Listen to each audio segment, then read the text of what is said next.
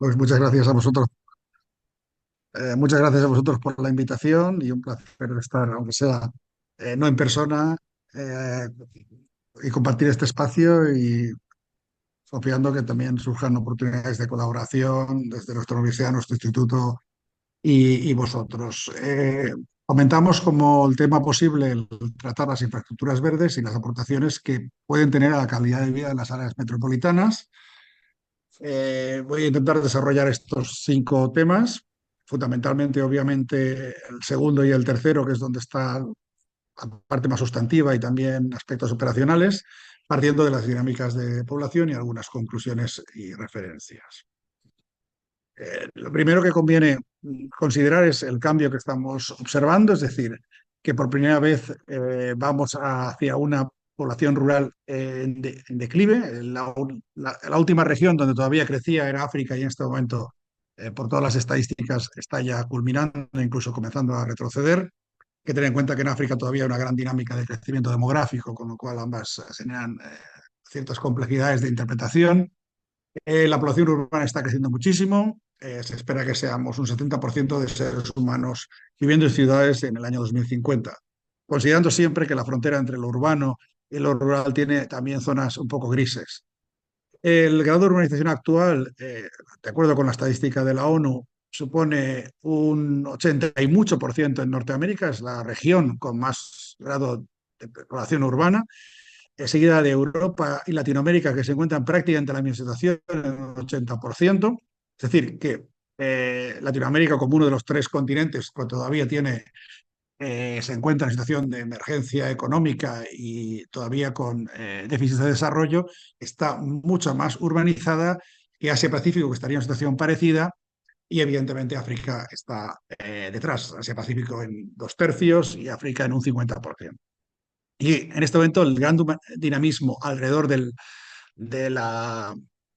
traslado de las zonas rurales a las zonas urbanas lo tenemos en África. En el resto del mundo ese proceso está o prácticamente culminado o, digamos, muy avanzado. Y una conclusión importante que tiene que ver también con la calidad de vida es el hecho de que el gran grueso de la construcción de este siglo va a estar en los trópicos, porque es ahí donde la población aún está creciendo, especialmente en África, y donde estos desplazamientos obligan obviamente a construir viviendas, mientras que en los países desarrollados, básicamente del norte, lo que va a ocurrir, bueno, tanto pues Australia, Nueva Zelanda y alguna excepción en el sur, lo que va a ocurrir fundamentalmente es el reciclaje del volumen construido, su actualización, mejora funcional, mejora de aislamiento, pero no se prevé una gran construcción porque la población es estable, incluso en países como algunos europeos y especialmente Japón o incluso China, ya se está observando una reducción demográfica significativa. Y en los trópicos, obviamente, también acompañado por ese movimiento en África hacia las zonas urbanas y las crecientes clases medias que requieren de una vivienda de más calidad.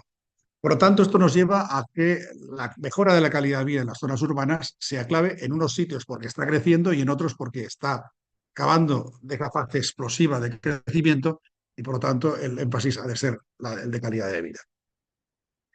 Y el siguiente apartado era un poco conocer las interrelaciones e interdependencia entre las zonas urbano-rurales, y para ello es interesante tener en cuenta la reunión de Hábitat 3 en Quito en el año 16, que fue la última gran reunión sobre ciudades. Y a partir de este momento empieza digamos, a superarse un enfoque anterior que era muy hanseático, en el sentido de las ciudades bálticas y del Mar Negro alemanas, que eran como estados independientes, como lo era Venecia en el Mediterráneo. Ese enfoque de una ciudad que vive del comercio y que está separada de su entorno no son útiles ni para el entorno ni para esas ciudades, y la visión aislada de la ciudad se está poniendo en cuestión de una forma creciente en las últimas 2 décadas. Y es conveniente reconocer la interdependencia recíproca, y es importante asegurar que todos los ciudadanos tengan condiciones de vida equiparables, que no son iguales, sino simplemente del mismo valor, por independencia de dónde vivan. Y por lo tanto, tienen el derecho a vivir en cualquier sitio, obviamente, y deben de tener unas condiciones de vida mínimas y equiparables. Y en ese sentido, obviamente, el rol de cohesión territorial es importante, y hay en la actividad forestal, que es la última que queda en las zonas más lejanas, más montañosas, más difíciles de un país, pues es muy importante. Y obviamente hay que asegurar los servicios ambientales que esa población local, esa pequeña proporción de la población que vive en las montañas, que vive en Sudamérica, en los Andes, por ejemplo, que vive en las zonas más remotas, está prohibiendo y hay que evitar seguir por el camino que muchas políticas ambientales han tenido hasta la fecha de su imposición y ir más por el camino del reconocimiento. Y obviamente hay que ir superando el declive de la ruralidad. Es decir, una cuestión es que pueda reducir todavía algo demográficamente, pero ese declive no debe ser total y no debe ser, sobre todo, sociológico y también económico. Y hay que ir construyendo oportunidades, sean de mercado como productos y servicios, y facilitando un marco político adecuado a través del pago por servicios ambientales como una de las figuras posibles. Y dentro de él, obviamente, el patrimonio cultural que atesora el mundo rural, tiene un gran potencial. Ese patrimonio cultural puede ser lingüístico, puede ser actividades culturales, puede ser edificios, puede ser uso del territorio, tiene muchas dimensiones y alberga un gran potencial para un turismo desestacionalizado, desconcentrado e incluso de trato humano y mucho más basado en pequeñas y medianas empresas que no en grandes conglomerados internacionales. Y obviamente conviene evitar que repliquemos el modelo urbano que todavía impera en las áreas rurales, a la vez que diseñemos cómo queremos que sean esas áreas rurales y que sean viables en una o dos generaciones vistas, porque si no pueden colapsar si no lo tenemos en cuenta.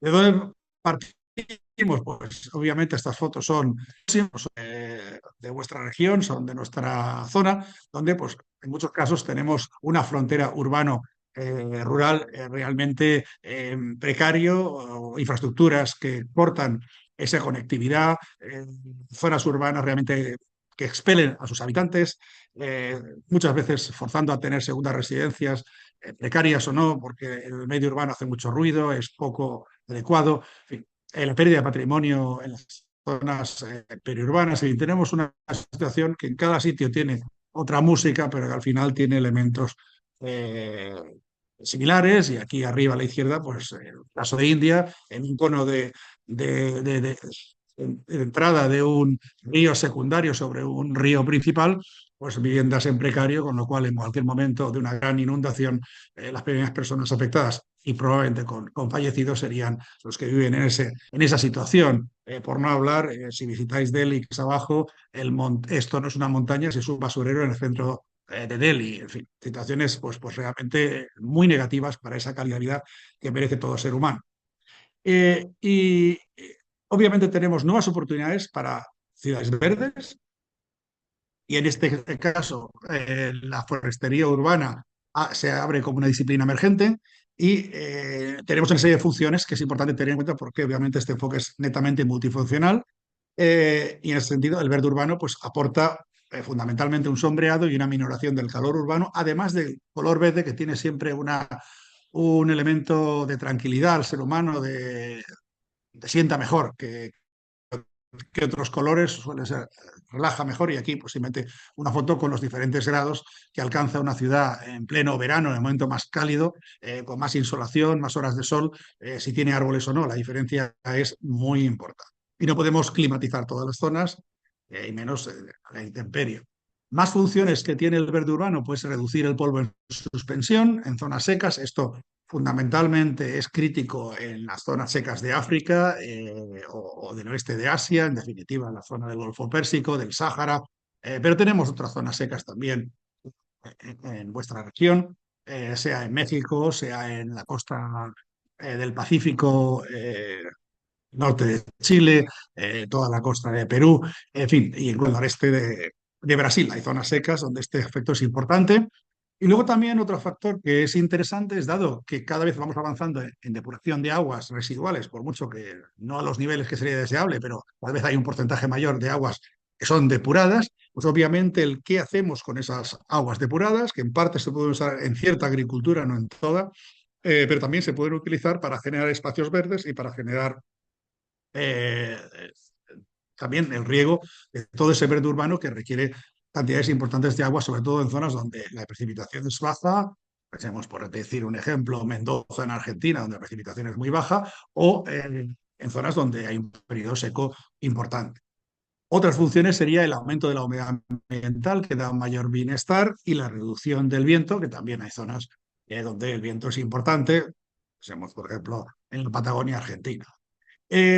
También el verde urbano genera una mayor salud mental y física.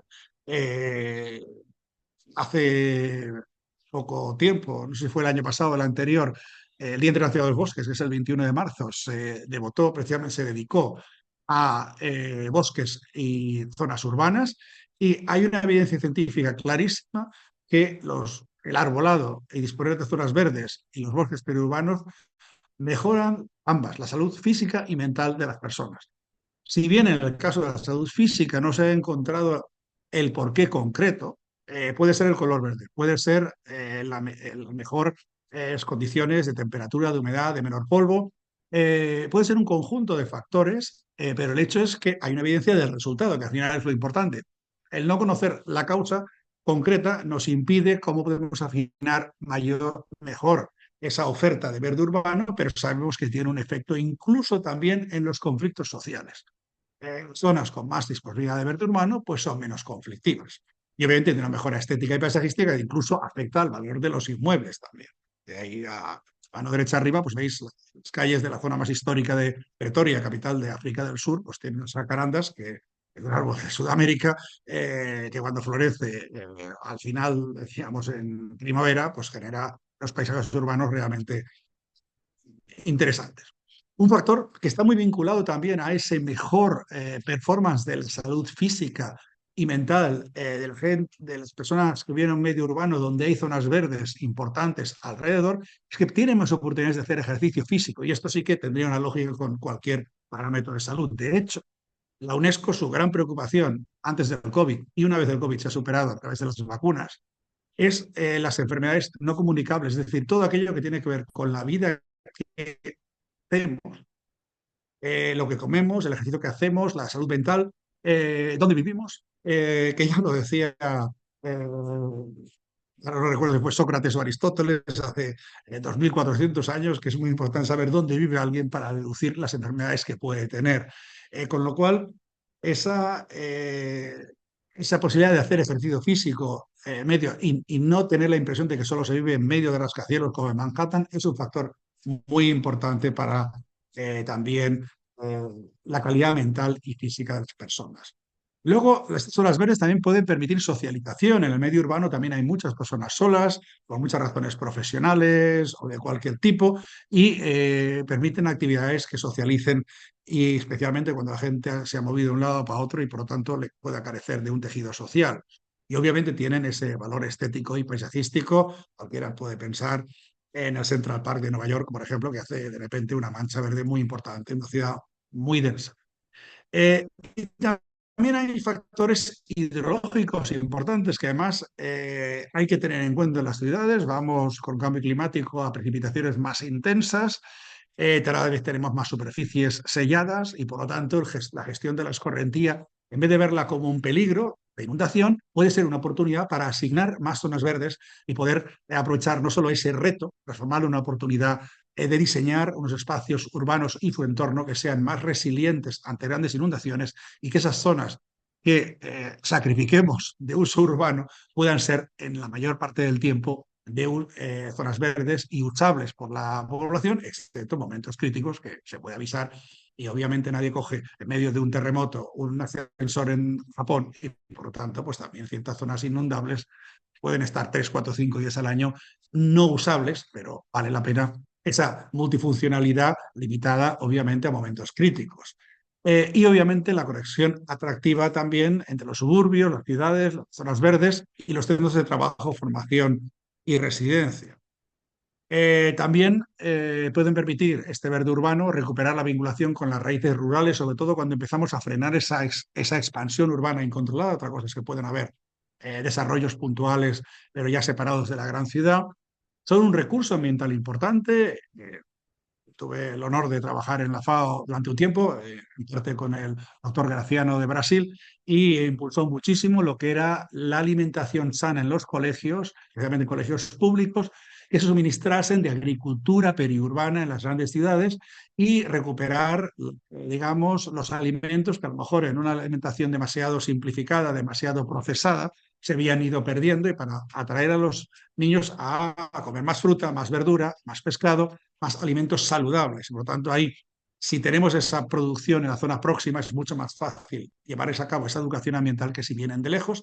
Y en algunos lugares, en África, por ejemplo, existe una costumbre muy arraigada de cocinar por las noches, hacer asados por la noche con leña, hasta en el medio urbano. Bueno, pues esas pues, deben de venir de proximidad y no deforestar bosques lejanos.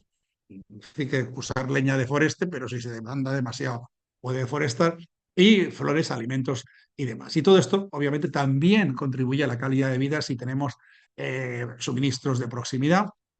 El, eh, Otros factores, pues obviamente, es integrar las raíces con una oportunidad de turismo. Y aquí pues pongo un ejemplo de una ciudad que luego comentaremos más adelante. Tuve la suerte de estudiar la carrera allí, que es Freiburg en Alemania, donde hay mucha agua porque pasa de la Selva Negra, que tiene mucha inhibición y pluviometría, y ya en la Edad Media se construyeron una serie de canales y pequeños acequias, no para regar, como sería en nuestro caso en España, que es un país más seco, y en Valencia en concreto, donde está la Universidad Politécnica de Valencia, no para regar, sino en su día se hizo para higiene, lo cual ayudó a que tuviese muchos menos problemas de peste y demás esta ciudad porque disponía de esos canales. Pero eso hoy en día pues, es un atractivo turístico enorme, e incluso pues, en días cálidos de verano hasta un evento de refresco. De hecho, si quienes hayan estado en la Alhambra de Granada, pues está llena de estas acequias que dan ese solo oír el agua circulante y da una sensación de frescura comparado con una situación inhóspita urbana normal en días de mucho calor. Y muchas veces ocultamos los sistemas de drenaje, a veces porque los mezclamos con las aguas negras, cuando podían ser precisamente unos elementos vistos, que eso genera también menos problemas ideológicos, están vistos, porque pueden subir y bajar su nivel y no generar situaciones críticas aguas arriba porque no tienen capacidad suficiente. Por tanto, pues sistemas de drenaje pueden ofrecer, si los separamos de aguas negras, realmente unos elementos distintivos de una ciudad y de un ambiente más sosegado en las zonas donde no tenga que haber desarrollarse el tránsito. Y obviamente, ¿cómo lo hacemos? Bueno, pues con bosques periurbanos e incluso urbanos. Hay algunos bosques en medio de las ciudades y grandes parques históricos, parques, árboles, arbustos, prados, humedales, enredaderas, que es una solución cuando no podemos disponer más de espacio, pues las enredaderas son opciones interesantes. La propia agricultura urbana que nos suministra productos de proximidad cuando las condiciones lo permiten, y riachuelos, en vez de enterrar y ocultar toda la red de drenaje de las grandes precipitaciones o incluso algún río o riachuelo que cruza una ciudad, pues dejarlo visto perfectamente, pues es un elemento, sin duda, un elemento interesante. Existen en las ciudades que han ido este camino de ciudades verdes una serie ya de experiencias que permite empezar a codificar cómo funciona que una ciudad se decida y exista una continuidad, que eso requiere una continuidad de equipos técnicos, una continuidad política en el sentido que pueden haber cambios, pero deben tener el mismo objetivo porque son transformaciones básicamente de una generación. Y las ciudades más avanzadas pues, están como cuatro fases, ¿no? Una primera en la cual se establecen parques y plantaciones lineales, y hay un gran avance, obviamente, con disfunciones que podríamos tratar de disponer más tiempo. El segundo momento es en el cual se dice, ya no queremos que la ciudad crezca más, vamos a generar un cinturón verde. Se convierte al final hasta como una muralla respecto al resto del territorio, pero que impide que la ciudad se desarrolle más, como no sea de formas, digamos, no concéntricas, sino ya aisladas y conectadas con transporte de todo tipo. La siguiente es la conexión que dentro de las ciudades con ese cinturón verde, aprovechando pues, las redes de drenajes, parques y demás, y abordando las zonas más difíciles para que tengan un mínimo de verde o una accesibilidad fácil a las zonas verdes. Y ya la última fase, que es que apenas hay ciudades que han llegado a este punto, pero que ya están pensando muchas en ellos, es cómo no solo pensamos en esa muralla, en la conexión hacia adentro donde vive la gente, sino también pensamos cómo generamos la dirección opuesta, que es cómo vinculamos esa ciudad con su territorio circundante de una forma lo más sostenible posible. Y aquí es quizá donde existen más pensamiento que mucha experiencia comparado con la. Es decir, partimos obviamente de una distribución del territorio de tipo romano, obviamente hay condiciones climáticas, por ejemplo, pues la ciudad de La Paz a 5.000 metros de altitud que tiene condiciones diferentes, pero en general solemos tener una zona urbana, que ya en latín se llamaba urbe, seguida de la zona de huertas, si hay agua, y el clima lo permite, para el suministro de verdura, que obviamente antes no se podía conservar y tenía que ser muy inmediata. Una zona agrícola, que es la que nos suministra el cereal y los productos agrícolas fundamentales, el maíz y demás productos, digamos, de agricultura relativamente industrial, podríamos decir, y básicamente que nos transportan los hidratos de carbono en general. Y después ya aparece el Saltus, que es la zona de ganadería, que nos abastece básicamente la carne, pero también el cuero y otros, la lana y demás. Y finalmente la zona que ya no es apta ni para ninguno de estos usos, por distancia o por montañosidad o por clima o por tipo de suelo, o una combinación de todos, que sería el foris, de ahí viene la palabra forastero, lo que está fuera de las zonas más pobladas, que serían básicamente los grandes bosques de montaña, de Siberia, del Amazonas y demás, del Congo y demás. Y la ciudad se va expandiendo sobre estas zonas, creciendo, y especialmente una vez la parte urbana se para, los aspectos más críticos es que tenemos una dimensión radial de todas las infraestructuras, es decir, los trenes, la energía, el agua, las vías de transporte, carreteras, todas salen del centro y van radialmente hacia el territorio. Y esto hace que el generar esas zonas de amortiguación verde, esos cinturones verdes, se hace, si no se planifican con mucho tiempo, muy complicado, porque esas infraestructuras radiales rompen, dificultan esas conexiones y requieren de grandes inversiones y de mucha voluntad política para aminorarlas y evitar que al final las zonas verdes sean meramente elementos aislados e inconexos, porque igual que el transporte, la movilidad requiere una linealidad, también las zonas verdes deben de estar conectadas también para su uso por la sociedad.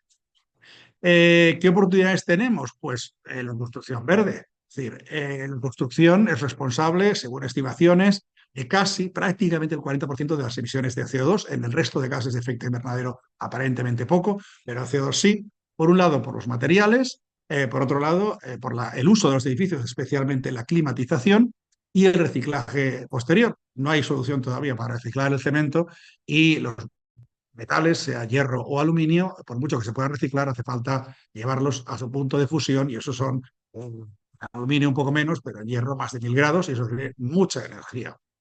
¿Qué alternativa tenemos para reducir ese impacto muy importante y que vemos poco? Pensamos siempre en el consumo de los coches, pero evidentemente hay muchas otras causas del cambio climático. Y en ese sentido, construir con fibras de origen vegetal, sea madera, sea bambú, sea corcho, todo tipo de fibras naturales, nos permite secuestrar CO2 a largo plazo, que en la naturaleza se pudriría antes, y necesitar mucho menos energía sobre todo para calentarlo en zonas frías, en invierno, incluso, claro, en vuestra región, pues en el sur hace frío, obviamente, pero también en la montaña hace frío, aunque sean latitudes prácticamente tropicales en muchos casos. Y luego tiene un reciclaje muy fácil, cosa que no tienen los otros productos de construcción tradicional. Y en las zonas donde hace falta calefacción, la biomasa pues es una opción interesantísima para redes de calor comunitarias, y una forma también de aprovechar hasta la biomasa que nos genera el verde urbano, y los bosques próximos y la agricultura también. Y bueno, aquí os pongo algunas opciones también de bambú. No solo es posible el tema de la madera, porque el bambú pues crece muy bien en los trópicos. Ambos productos, madera y bambú, pero incluso más bambú, son además muy sismo resistentes, los más sismo resistentes que tenemos, y eso es importante en todo el eje pacífico, desde Tierra de Fuego hasta Alaska.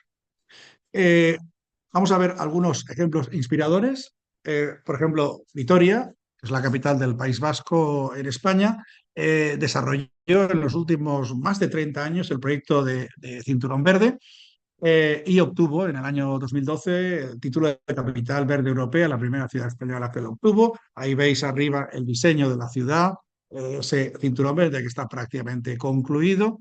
Veis incluso pues, cómo se ha articulado también hacia el interior a través de esos barrancos o riachuelos abiertos, esos parques, esas alineaciones y demás que permiten que al final sea todo como un sistema interconectado. Hubo tres o cuatro partidos políticos, cinco o seis alcaldes, pero siempre el mismo equipo técnico, y ha ido madurando y progresando este modelo con el tiempo, y una ciudad que era poco atractiva porque el clima es relativamente duro en esta zona, es frío, seco en invierno, y en verano no tiene la influencia oceánica que tienen las otras ciudades vascas que están al lado del Cantábrico, está en el interior, y esta ciudad, que no era muy atractiva anteriormente, pues hoy en día ha mejorado mucho calidad de vida y ha sido reconocida, además de la Unión Europea, por la ONU. Y aquí veis, pues, por ejemplo, estas zonas húmedas eh, estaban al lado de un polígono industrial que se inundaba constantemente y a través de la generación y un cierto dragado de zonas próximas, ahora ya no se inundan porque se ha derivado la escorrentía de lluvia a una zona tradicionalmente muy afectada. Tenemos París, donde la alcaldesa Anne Hidalgo, de origen gaditano, su familia, ha puesto a partir del año 2018 una iniciativa hacer de París una ciudad verde en 2050, donde un tercio sean espacios verdes. Ahora mismo, hace pocos días, se votó el tema de pacificar 500 calles, los verdes y demás, y cambiar la faz de París, que en muchos sitios pues, es una ciudad atractiva, pero con pocos espacios verdes o muy segregados, el Bois de Boulogne en sitios concretos. Freiburg ya he hablado, pero por ejemplo aquí veis lo mucho se ha invertido en energía solar en Alemania, que no es que haya mucha energía solar en invierno precisamente, y cómo se ha usado muchísimo las enredaderas. Y quisiera insistir en este tema, las enredaderas son una opción muy interesante cuando hay poco sitio y permiten un efecto muy alto, casi sin costes, si se regula el tema de cómo se puede usar por los vecinos de la calle, porque ahí hay un tema jurídico en España bastante complicado ese aspecto. Es mucho más eficiente que las fachadas verdes, que son carísimas y que son a veces un revertimiento muy testimonial que apenas aporta algo. Nueva York también es otro caso para salir de Europa. Aquí el alcalde Bloomberg lideró una campaña de plantar 1 millón de árboles. Parece mucho, pero Nueva York es muy grande. Y lo interesante de esta campaña fue que fue replicada en muchas ciudades y como hacía falta el conocimiento que tenía el US Forest Service, le permitió acercarse a la población urbana porque el US Forest Service está en los bosques federales al oeste del Mississippi, por lo tanto, básicamente en las montañas rocosas donde vive muy poca población americana, y para muchos norteamericanos era como una entidad desconocida porque simplemente vivían en el este, en zonas urbanas donde no actuaba, y por lo tanto aquí hubo una situación interesante. En nuestra propia ciudad, donde estamos un poco empezando este debate y lamentablemente las inundaciones de octubre que generaron más de 200 fallecidos, unas inundaciones muy potentes que han afectado digamos, a una zona donde vive 500.000 de personas con mucha actividad empresarial, está obligando a replantearse precisamente movido por el tema de inundaciones hidrológico, la escorrentía excesiva. Bueno, estamos intentando pues, llevar el debate hasta en esta dirección. Hablamos de 2,5 millones de habitantes en esta zona periurbana, de un radio de unos 30 kilómetros alrededor de Valencia y una posibilidad para conectar sosteniblemente 60 municipios. Es un territorio con mucho munifundio de municipios, lo cual hace muy difícil la gobernanza. Para conectarlos también a pie en bicicleta, se avanza mucho en las conexiones en bicicleta, pero siempre a escala municipal.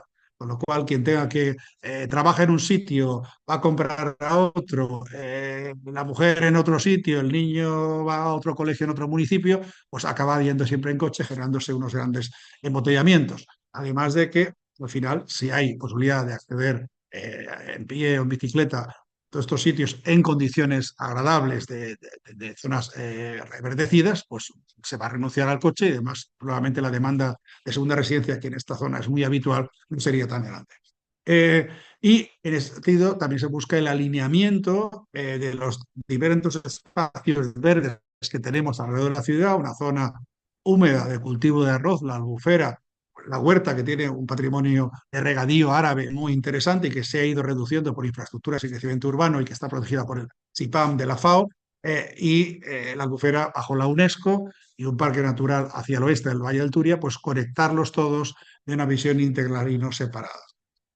En las ¿Qué cuestiones operacionales podríamos mencionar?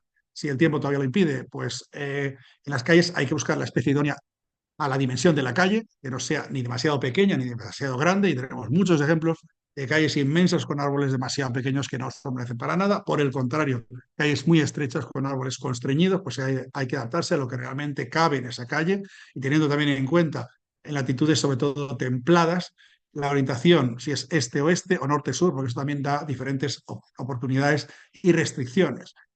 Fuera del trópico, las especies caducifolias son mejores porque permiten que entre el sol en invierno y dan sombra en verano. En las calles estrechas es mejor pensar en los árboles y no tanto en los coches y plantear los árboles en la zona central, que no quiere decir en el eje, puede ser un poco desplazados, pero para que puedan desarrollarse bien los árboles y no cerca de las casas porque crecen totalmente inclinados y al final acaban cayendo. En Madrid tuvo una nevada muy fuerte hace 4 años y una caída de árboles enorme, y eso que era invierno y no tenían hojas, obviamente era nieve, pero pueden caer también por viento o simplemente por pudrición, porque han crecido forzados. Y es interesante plantar alternativamente al menos dos o más especies de árboles. Esto, por ejemplo, la ciudad de Girona hizo cosas muy interesantes hace ya 50 años, que tengan una dimensión final diferente y una longevidad también diferente, que evita que su renovación, que es necesaria y que conocemos de la gestión forestal, pero que hay que aplicarla en las ciudades todavía más deprisa, porque los árboles envejecen más deprisa, porque es un medio artificial, no sea tan traumática y no de repente dejemos ahí una zona que durante una generación entre el sol sin ninguna restricción, porque ha habido que cortar los árboles porque ya entraban en una situación muy crítica de accidentes y demás. Luego, escoger árboles pequeños, que pueden ser los árboles que nos dejen algo de sombra cuando debemos de cortar los otros. Pues si pueden tener flores mejor y que florezcan en forma escalonada y no de golpe. Y evitar, evidentemente, sellar un alto porcentaje del suelo, dejar bandas sin asfaltar. Todas las zonas de colonización británica lo tienen, es muy interesante. En España se asfalta todo, luego se ponen macetas encima que se secan las plantas y luego cada vez que hay que pasar una tubería hay que quitar el cemento, volver a poner todo eso, al final es ruido, es sucio. Sí, tenemos esas bandas donde pasamos, donde ponemos los árboles, donde pasamos las tuberías, donde recogemos las correntías, tenemos un win-win importante. Por lo tanto, sellar lo imprescindible, no sellarlo todo y luego reverdecer. Y luego, bueno, ya lo he comentado, lo de las fachadas verdes. En definitiva, estamos ante una disciplina emergente, como reverdecemos las ciudades de una forma eficiente y multifuncional, buscando también ese equilibrio urbano-rural, no solo viendo la ciudad aisladamente, sino con su entorno, pensando en pago por servicios ambientales, en condiciones de vida equiparables para esa población rural que nos ofrece servicios clave y nos mantiene un territorio que necesitamos tener en condiciones. Hay que planificar esas áreas rurales a medio y largo plazo para que sean viables en el futuro. Por ejemplo, China no lo ha hecho, ha vaciado las zonas rurales y ahora hay muchos problemas para gestionarlas porque todo el mundo vive en ciudades, porque no se diseñó adecuadamente. Construir modelos espaciales poliédricos e infraestructuras malladas, mucho más que centralizando todo. Lo vemos en España, en Madrid y Barcelona, por mucho que se invierte en ferrocarril, tanto distancia larga como corta, al final están colapsadas porque no cabe más en un territorio tan pequeño y quizás con soluciones que no pasen necesariamente siempre por el centro de las ciudades y solo en las grandes ciudades podríamos ir más lejos. Eh, Construir ciudades verdes es mucho más que reverdecerlas, que pintarlas de verde, y hace falta una visión integrada del verde urbano, de los bosques y de la agricultura periurbana, que puede ser muy útil, incluso también esas zonas verdes y esas zonas de agricultura periurbana, para, eh, eh, para aliviar a la ciudad en caso de grandes inundaciones y dirigir a estas zonas los excedentes de agua si no se mezclan con aguas negras. Cuando se produzcan grandes precipitaciones, porque hay un punto en el cual la red de drenaje no puede absorberlas. Y obviamente con soluciones para que esos daños que se puedan producir a los productores agrícolas se les compense. Esto vale mucho más la pena que otro tipo de soluciones, depósitos de agua en cemento y demás serían en muchos ceros costosos. Y luego también recuperar esa dimensión patrimonial y cultural y educacional que esa zona periurbana cuidada, verde, que podamos tener alrededor, nos ofrece. Obviamente, los servicios forestales, como ha habido Estados Unidos, pueden ser muy interesantes de incorporarlos. Hay un rol importante de las municipalidades. Obviamente, en el caso de la formación forestal y agronómica, incluir los skills necesarios para el medio urbano. Y obviamente, sí, los servicios forestales, los servicios de agricultura invierten en estas zonas, hay que asegurarse que los fondos que se destinan estén claramente separados de aquellos que van al medio rural profundo, porque si no empiezan a haber tensiones.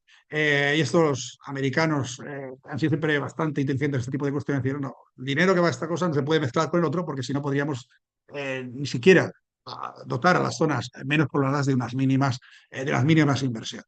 Y el gran reto es la cooperación multiagencias. Primero, muchas municipalidades es problemático. Hay territorios que tienen una municipalidad muy extensa, otros las tienen muy fragmentadas.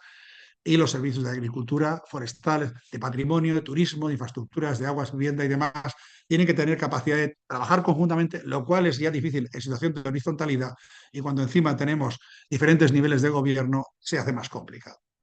Y obviamente puede ser interesante que una parte de la financiación municipal se vincule a la performance en infraestructuras verdes y no solo en lo que se invierte, que es el input, sino en el outcome, en lo que se consigue y los indicadores, digamos, de eficiencia.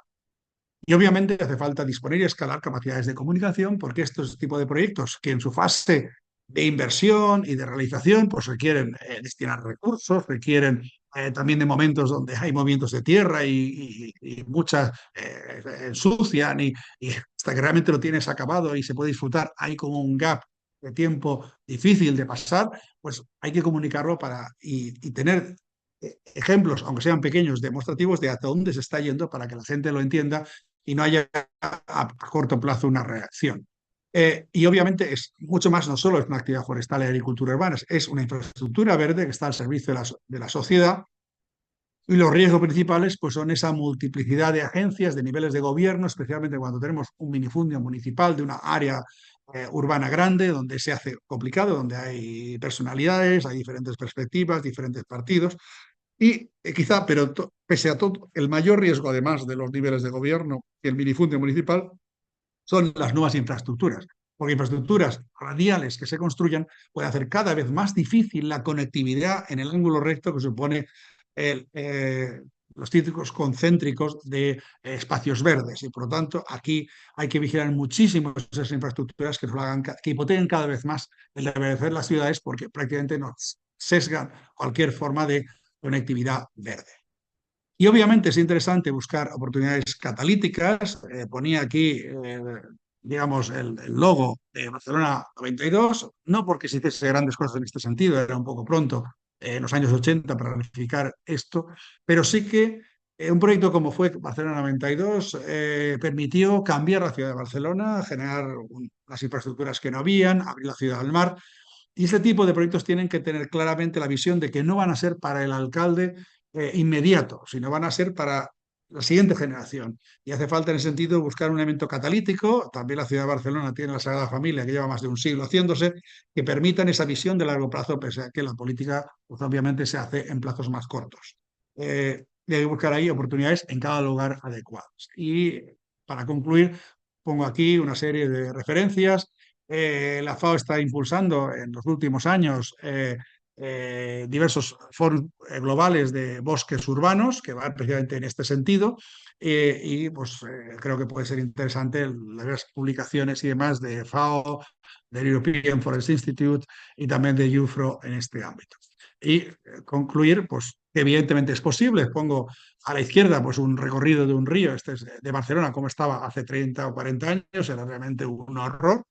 Bueno, pues a la derecha abajo es el mismo río hoy donde se celebran bodas y sigue pasando alguna línea eléctrica por encima, o sea, y carretera cerca, pero se ha reducido todo lo que se ha podido a la vez de mantener su función hidrológica para que no haya inundaciones más arriba por riesgos ni derribo de puentes por excesos de caudales y árboles que caigan en medio. Es decir, no se ha hecho una cosa imposible, sino ha hecho una cosa posible, que mejora muchísimo la calidad de vida en una de las zonas de menor nivel de vida y cultural de la capital catalana, que tiene zonas muy buenas y otras difíciles. Esta es una de las difíciles y se ha hecho un labor importante reverdeciendo al máximo lo posible. Y con ello, pues creo que más o menos, igual me he pasado 5 minutos.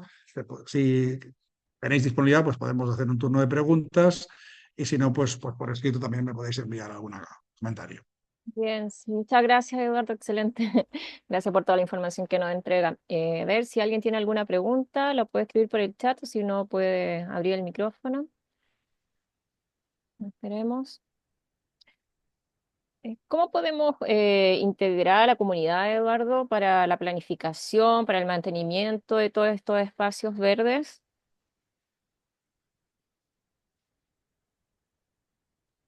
Bueno, ahí también hay que ver de qué dimensión de municipalidad hablamos. Es decir, no es lo mismo una ciudad de 100.000 habitantes, donde aún se conoce bastante la gente, que de una ciudad como Nueva York. Es decir, o sea, la dimensión de esa área urbana es clave. Cuanto más pequeña es más fácil organizar. Cuanto más grande es, más difícil. Y cuando vayamos escalando hacia mayores dimensiones, pues hemos de trabajar a través de los elementos asociativos, donde pueden colaborar desde los colegios profesionales hasta asociaciones que se creen al efecto, hasta diferentes entidades, organizaciones ecologistas, organizaciones ciudadanas. En España, pues hubo una época, había muchas asociaciones de vecinos. En fin, a través del tejido asociativo en general, salvo en casos menores, porque, donde hay una mayor relación. Eh, en Valencia durante un tiempo se probó lo que se llamaban presupuestos participativos. El problema es hasta qué punto la sociedad se implica y que no una minoría sea la que al final es experta en poder dominar ese medio y el resto de población es pasiva y luego lo que sale no le gusta, en fin. Y obviamente el- la información, es decir, la municipalidad o la administración que lidere proyectos de esta naturaleza debe invertir una parte importante de su esfuerzo, porque comunicar no es muy caro, eh, no es hoy en día lo más caro, pero el priorizar el tiempo para explicarlo una y otra vez es fundamental para que la ciudadanía esté informada, porque esos recursos no van a ir a otras cosas y esas obras, esas mejoras, también tienen una fase dura. Es como cuando nos tienen que operar. Pasamos por un momento peor de lo que estábamos, pero a lo mejor esa enfermedad la resolvemos o ese problema físico lo resolvemos y estamos mucho mejor a medio plazo. Pero hemos pasar por ese trago, ¿no? Y eso, esos tragos sociales difíciles hay que comunicarlos muy bien. Y obviamente lo ideal, aunque estamos en una situación de mucha polarización política y creo que vuestra región no está, también está afectada como Norteamérica y Europa de esa situación, pero en la medida en la cual a nivel local sea posible generar amplios consensos, es muy importante que este tipo de proyectos estén fuera del debate a corto político, porque siempre habrá errores, siempre habrá una empresa que lo ejecute mal, siempre habrá algunos problemas. Y obviamente también es importante, desde el punto de vista de la educación, el formar mejor a especialistas en estos ámbitos, que pueden ser de mucha índole, desde los comunicadores, agrónomos forestales, también arquitectos, en fin, puede haber especialistas en infraestructuras que de alguna manera no solo vean la infraestructura y que no se nos caiga ese puente, sino también cómo minimizamos su impacto. El formar especialistas en todas las profesiones que tocan este tipo de proyectos es muy importante. Eso da pie también al rol de los colegios profesionales aquí. Eh, Todos son elementos que pueden coadyuvar y obviamente conocer los mejores ejemplos. En principio pueden ser de lejos, pero también seguro que en la región hay ejemplos excelentes, también fallos, e intentar pues, por esa vía ir avanzando y siempre de una perspectiva muy pragmática, de donde de alguna manera ese esfuerzo, esa inversión va a tener un mayor efecto, va a ser más fácil, la gente lo entienda y dejar aquellos aspectos mucho más complicados para más adelante, para que, digamos, vayamos, el rolling sea, digamos, posible y en plazos adecuados. Es decir, si al final resulta que vamos a estar en el momento de la obra, en el momento más complicado y más difícil en elecciones, pues es riesgo, es fácil que haya, pues, digamos, un efecto boomerang político y por lo tanto pues hay que también ser muy pragmático y entender cuáles son los momentos y cuáles aquellos que se acompasan mejor con los momentos. Ya digo, aquí teníamos un debate paralizado y por desgracia la inundación tan grave que tuvimos nos ha dado un impulso. Bueno, pues también hay que estar ahí en ese momento y aprovecharlo. Si no se aprovecha, pues es difícil. Y yo creo que la integración también de estos riesgos hidrológicos en ciudades nos abre muchas oportunidades si sabemos integrar las perspectivas, no hay perspectivas desde una disciplina, sino desde todas. Doctor, gracias. Hay unas preguntas en el chat, la voy a hacer. Carolina pregunta, bueno, dice, buenas tardes, ¿cómo se gestiona el mantenimiento de las infraestructuras verdes, sobre todo el tema de agua?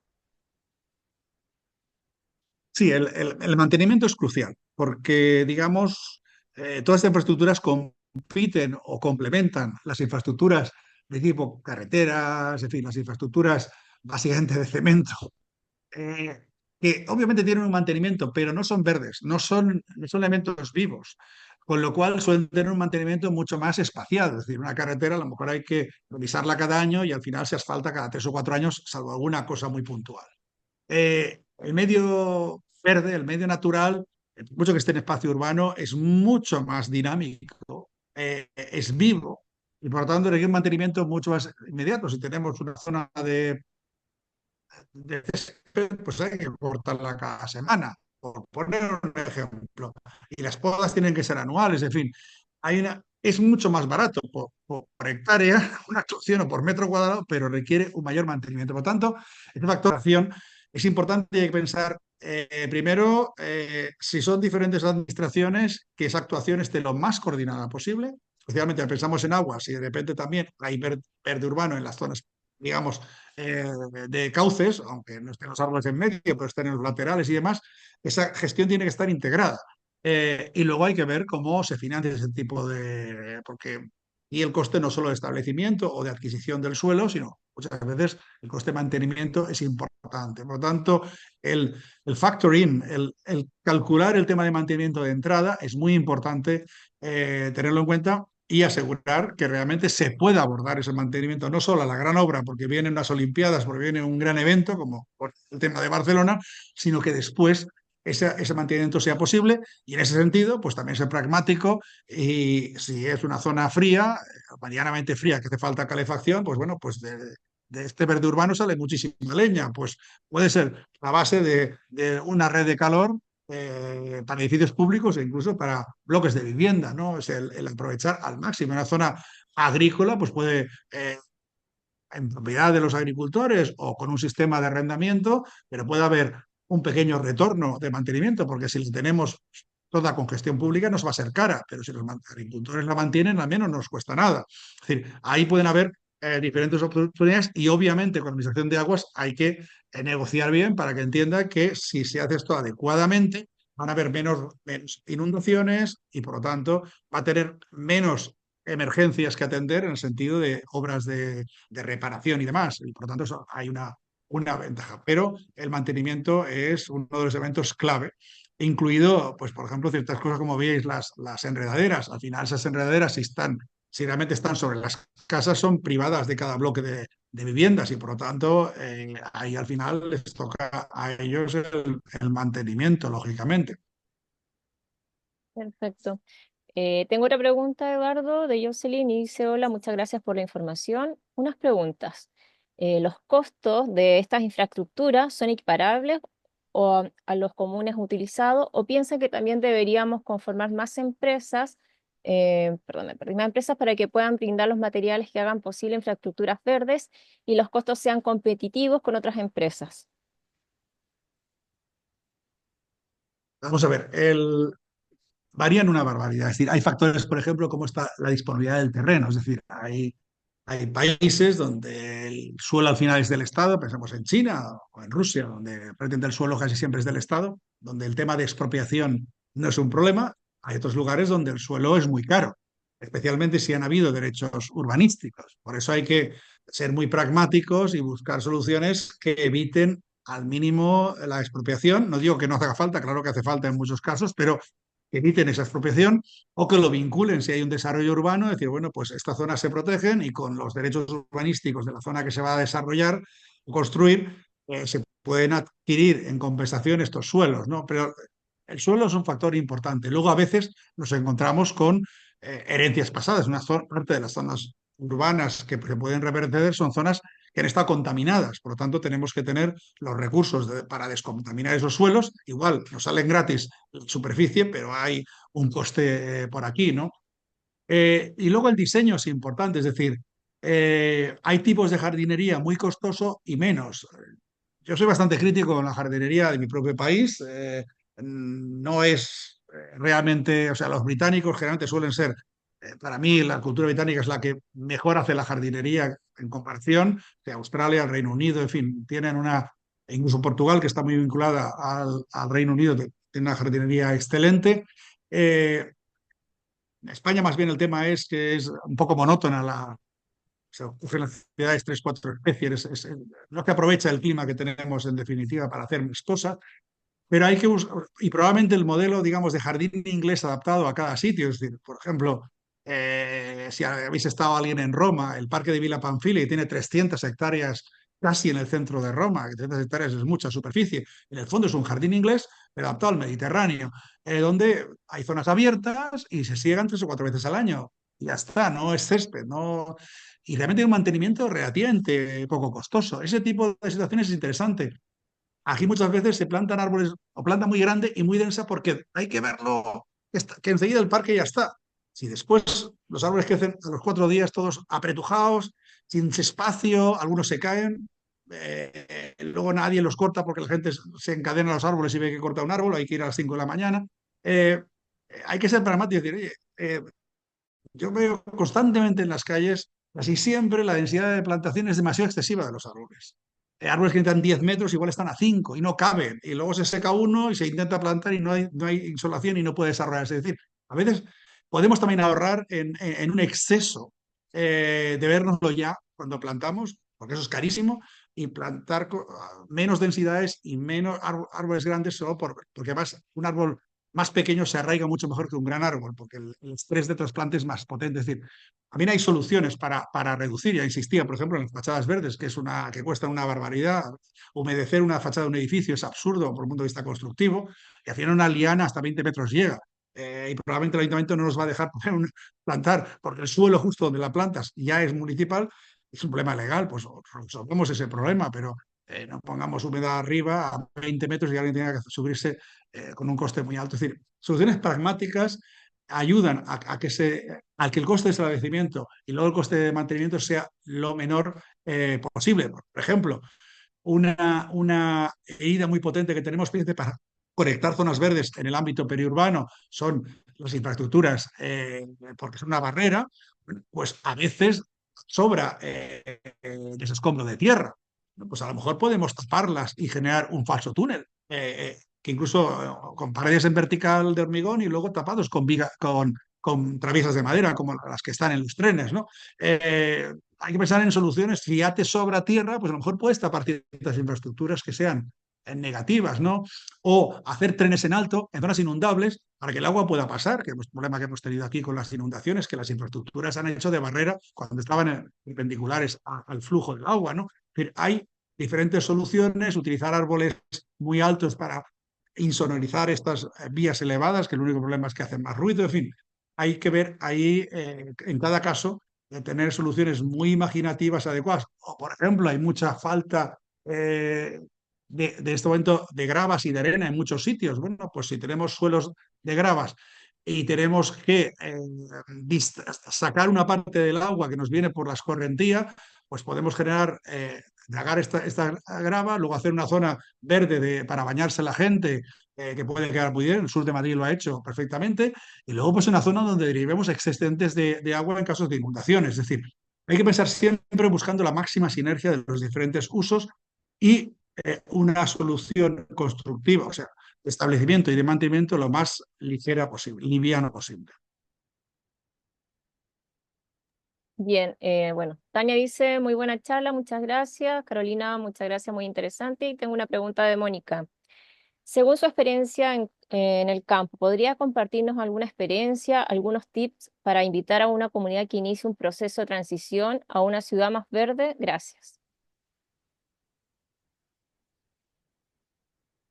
Bueno, lo primero obviamente es hacer un estado de la situación, es conocer cuáles son los proyectos de infraestructuras y de crecimiento urbano que están previstos. intentar que todo aquello que todavía no se ha ejecutado se haga de la forma más compatible posible y empezar a desarrollar un master plan, que no tiene que ser nada detallado, de cómo podría ser esa conversión en una ciudad más verde y cuáles son las actuaciones más urgentes y cuáles serían los ajustes, aquello que no se ha ejecutado pero está ya previsto para que nos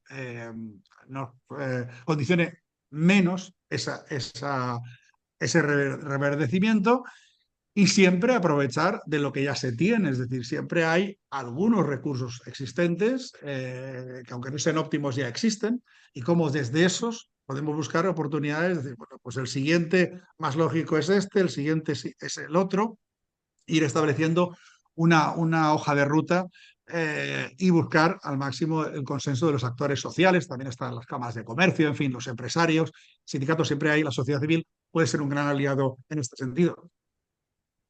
Yo observo aquí, en Valencia, por ejemplo, nadie hablaba de inundaciones y con este impacto tan potente que hemos tenido, ahora son los empresarios los que estamos pidiendo soluciones para que esto no vuelva a ocurrir, con lo cual, y los empresarios siguen, los políticos no. Con lo cual, pues es importante tener el máximo, el consenso de la sociedad civil y con ella hacer una hoja de ruta para ver las primeras oportunidades que existen y buscar el financiamiento, obviamente, para poderlas ejecutar.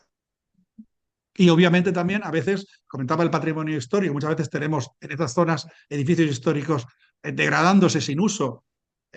Muchas veces se restauran y luego no se sabe qué se va a hacer. Bueno, pues pensar desde el primer momento quién va a usar eso y si no hay una necesidad pública, pues a veces no hace falta o está mal ubicado, pues a lo mejor hay algún restaurador que le interesa hacer un hotel allí, un restaurante, lo que sea, pero que circule, que se use y que al final la administración tenga que mantener esos edificios y los tengamos en buen estado. Eso es también un factor importante donde se va mucho dinero si no tenemos previsto, condicionar un edificio es mucho peor que plantar 100 árboles, mucho peor en términos presupuestario, esto tenga un uso y que la gente también lo pueda disfrutar. Si está cerrado y está arreglado y no se usa, por lo menos en España es muy habitual ver esas situaciones, es el peor de los escenarios posibles.